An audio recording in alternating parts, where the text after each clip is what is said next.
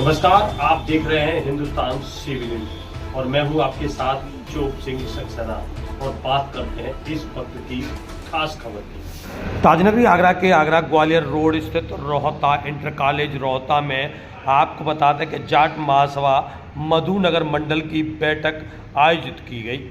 बैठक की अध्यक्षता प्रताप सिंह चाहर ने की। तो वहीं बैठक में जाटों को उनके इतिहास से जागरूक कराने के लिए संगठन का विस्तार करने पर जोर दिया। साथ ही साथ जाट समाज में व्याप्त बुराइयों को दूर करने और जाटों के आपसी भाईचारे को बढ़ाने पर भी जोर देने जैसी बातें की गई।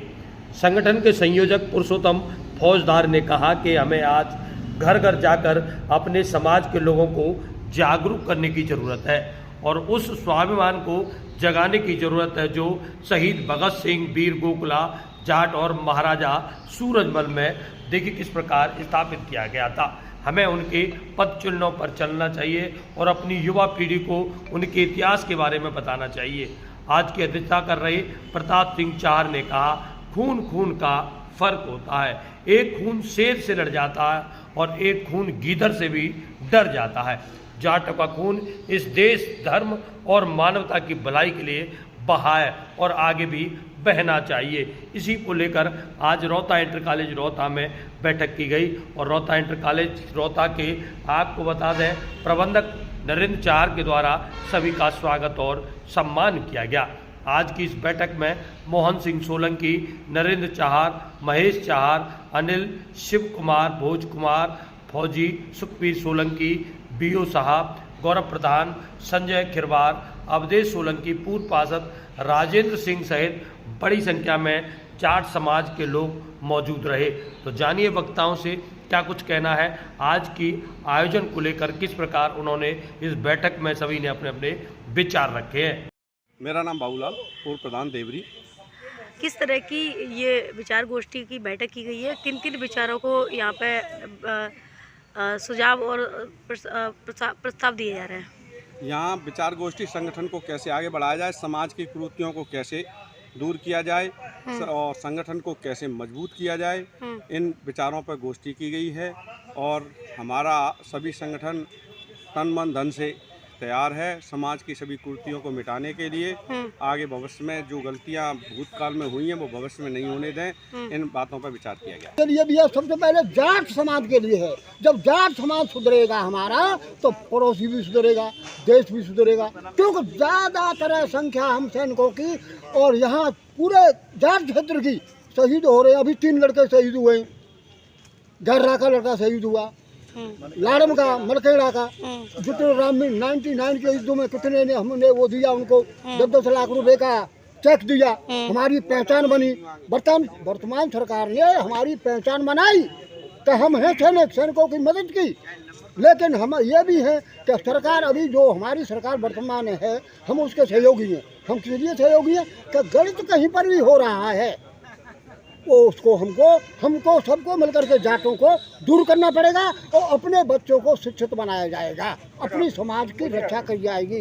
अगर हमारी जाट समाज के प्रति किसी भी बच्चे के, पत्नी के, लड़की के, बहू के, बेटी के साथ में अन्याय होता पहले उसको दूर किया जाएगा, फिर पड़ोसी को, फिर हर वर्ग को दूर किया जाएगा। और लीडरशिप जिस संस्था की हमारी जाट समाज की जो लीडरशिप है ये अच्छी होगी। अभी तो पेड़ लगाया है, इसमें प्रेम का खाद पानी दिया जाएगा। जब ये बड़ा वृक्ष हो जाएगा तो ये मीठे फल देगा और मीठे फल देगा तो भारत की तरक्की होगी, देश की तरक्की होगी।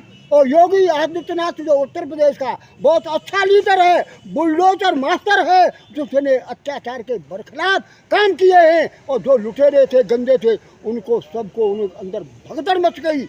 तो इस चीज़ों को हम लोग, हमारी जाट समाज इसको दूर करेगी, ईमानदारी बदल देगी। गुटखा, तंबाकू, झूठ, गलत कहीं पर भी होता है। इस पर तो पहले भी विचार विमर्श होते आए हैं, लेकिन इस तरीके की बैठकें हमेशा चलती आई। लेकिन अभी तक कोई भी मतलब सुझाव दिए जाते हैं, लेकिन अभी तक इसका निस्तारण पूर्ण रूप से नहीं हुआ है। तो सिर्फ ये बैठकें यूँ ही बनी रहेगी या फिर इनका वास्तविक रूप से निस्तारण होगा? बेटा महोदय, हमने एक पूर्व सैनिक संघ समिति बनाई है। वो अभी ऊंचाई पर पहुंच करके इतना काम कर रही है, अन्याय और अत्याचार के बरखलाफ लड़ रही है। ये भी मेरे बगल में जो बैठे हुए पुरुषोत्तम फौजदार, इन्होंने ये बीड़ा ये भी इन्होंने उठाया है तो कहीं भी गलत होता है, अपनी समाज के साथ भी और दूसरी समाज के साथ भी। जब हम सुधरेंगे तो देश सुधरेगा। तो ये जो पेड़ लगाया है, अभी तो ये फंडामेंट होना है, अभी जोड़ने का काम चल रहा है।